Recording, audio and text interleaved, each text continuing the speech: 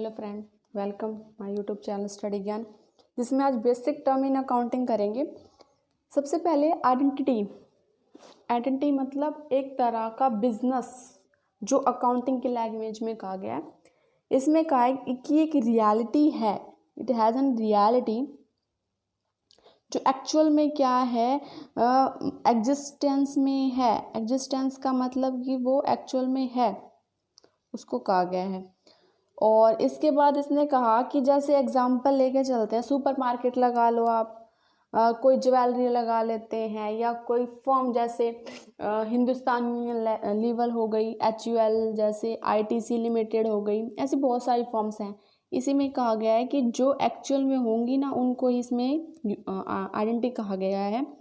बात करते हैं ट्रांजैक्शंस की। ट्रांजैक्शंस का मतलब एक ऐसा इवेंट है जिसके अंदर दो या दो से ज़्यादा जो एंटिटीज़ हैं उनके बीच में क्या किया जाता है, ट्रांजैक्शंस किया जाता है, परचेज सेल किया जाता है, बाय किया जाता है रॉ मटेरियल वगैरह। तो जितने भी हम परचेजिंग एंड सेलिंग करते हैं वो ट्रांजैक्शंस के अंदर आते हैं। किस फॉर्म में होने चाहिए? वो मॉनिटरिंग फॉर्म में होने चाहिए। ज़रूरी नहीं है कि कैश ट्रांजैक्शन हो, वो क्या हो सकती हैं, क्रेडिट ट्रांजैक्शन भी हो सकती है, मतलब हम उधार में भी खरीद सकते हैं। लेकिन ट्रांजैक्शन कैसी होनी चाहिए? मुद्रा के रूप में होनी चाहिए। बात करें असेट्स की, तो असेट्स क्या है? असेट्स का मतलब उस वैल्यू से है जो एक्चुअल में मॉनिटरिंग टर्म में है। पहले तो जिसकी यूज़ से हम क्या करते हैं, जिसकी हेल्प से हम क्या करते हैं, प्रोडक्शन करते हैं।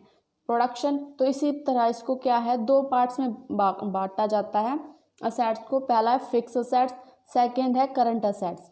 फिक्स असेट्स की बात करें तो वो असेट्स होती है जिसको हम क्या है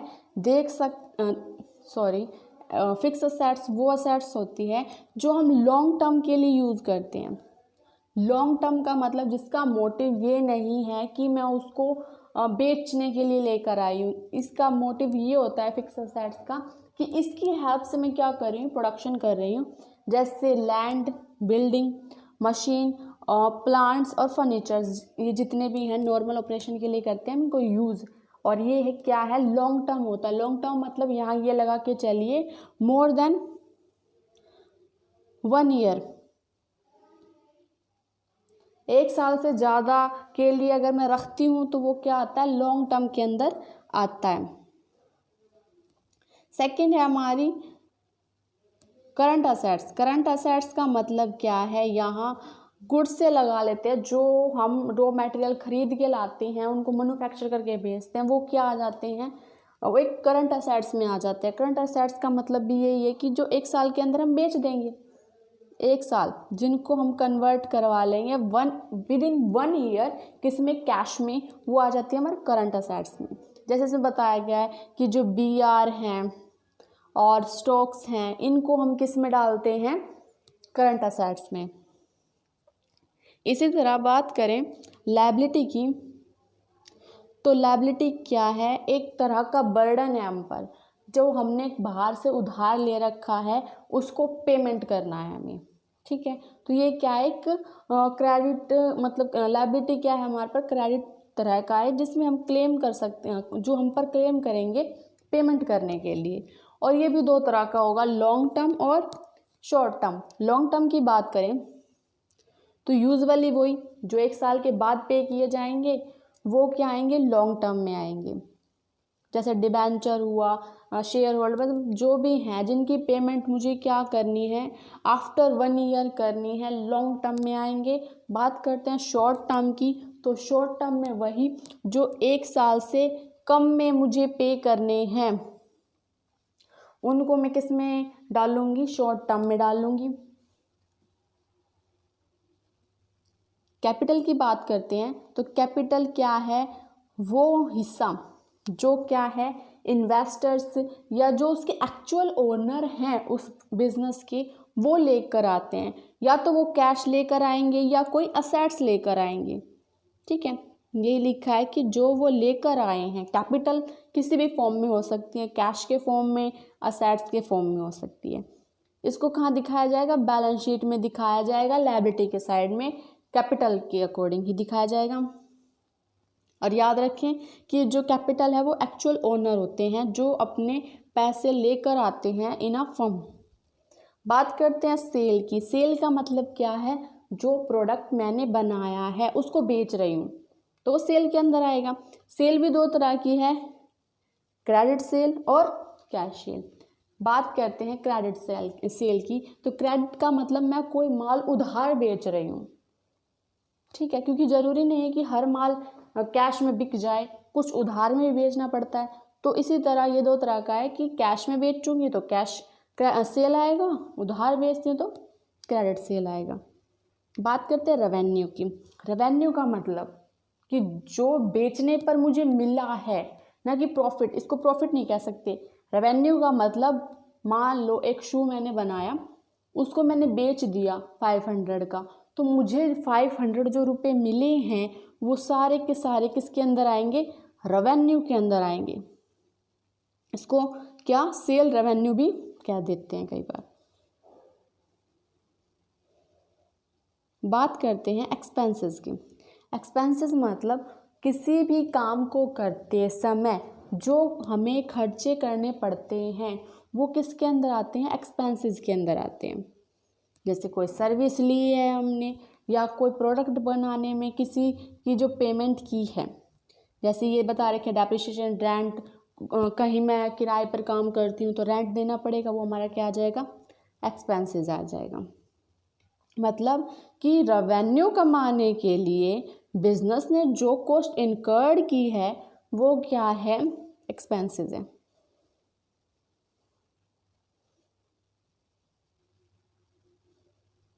एक्सपेंडिचर की बात करते हैं। इसमें ये कहा गया है कि जो एक्सपेंडिचर्स है वो क्या है?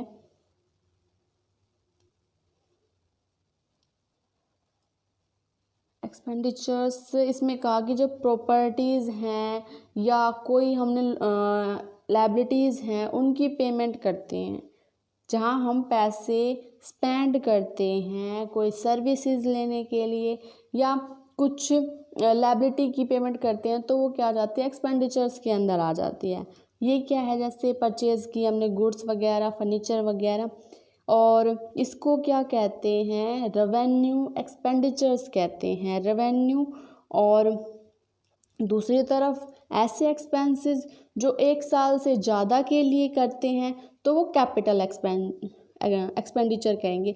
मतलब ये लगा के चलें कि दो तरह के एक्सपेंडिचर होंगे। पहला होगा लॉन्ग टर्म के लिए,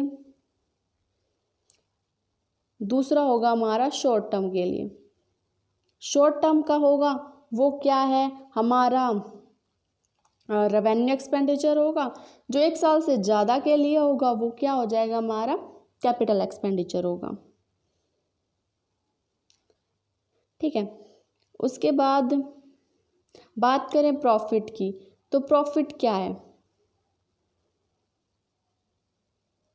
प्रॉफिट मतलब वो हिस्सा जब मैंने रेवेन्यू की थी। रेवेन्यू मतलब जब मैंने कोई सामान बेचा उसमें क्या है?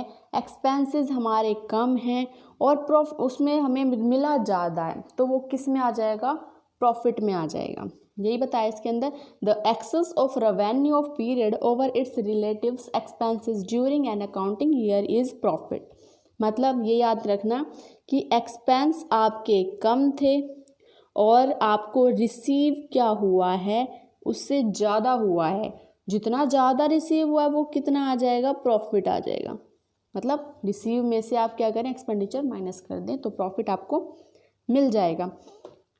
इसी तरह अगर हम लॉस की बात करें तो गेन, पहले गेन देख लेते हैं। तो गेन में क्या है? जब कोई ट्रांजैक्शन की जाती है इंसिडेंटली अगर हमें कुछ मिलता है, जैसे फिक्स असेट्स को बेचने वगैरह से, तो वो क्या आएगा? गेन कहा जाएगा। थोड़ा सा माइनर सा डिफरेंस है, कई बार प्रॉफिट और गेन को एक मान लिया जाता है, ऐसा नहीं है। जो सेल से रिलेटेड हमें बेनिफिट होगा वो प्रॉफिट में आएगा, और जो फिक्स असेट्स या अपनी असेट्स को, खुद की असेट्स को बेचने से प्रॉफिट होगा वो गेन में आएगा। बात करते हैं लॉस की। लॉस वही कि एक्सपेंसेस आपके ज़्यादा हो गए हैं लेकिन आपको मिला बहुत कम है, तो क्या कहलाएगा? वो लॉस कहलाएगा। यानी कि आपका जो रेवेन्यू है वो कम है। बात करें एक्सपेंसेस की तो वो क्या है, ज़्यादा है, जिसकी वजह से आपको लॉस बियर करना पड़ा। ठीक है, तो लॉस का पता चल गया। बात करते हैं डिस्काउंट की।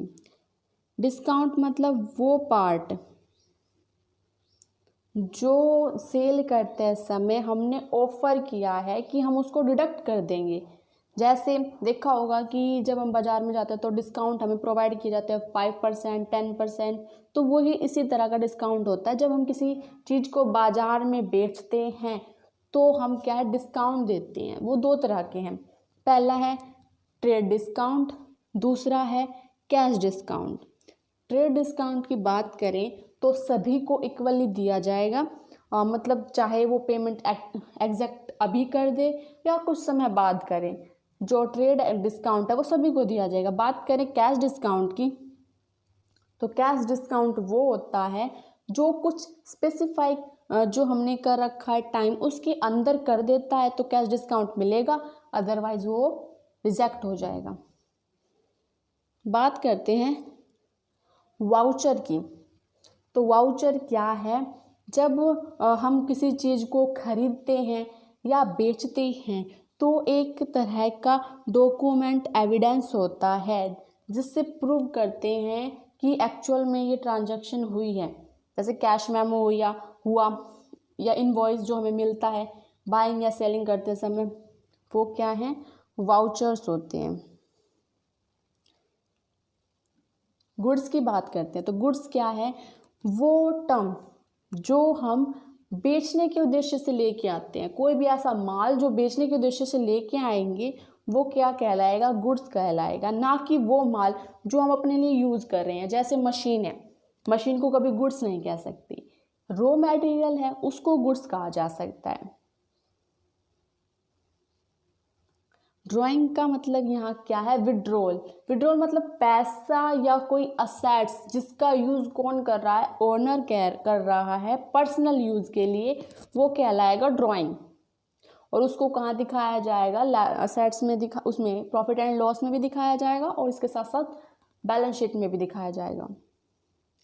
परचेजेस का मतलब वही कुछ चीज़ खरीदना, परचेजेस कहलाएगा, चाहे वो क्रेडिट में परचेज करें या कैश में परचेज करें।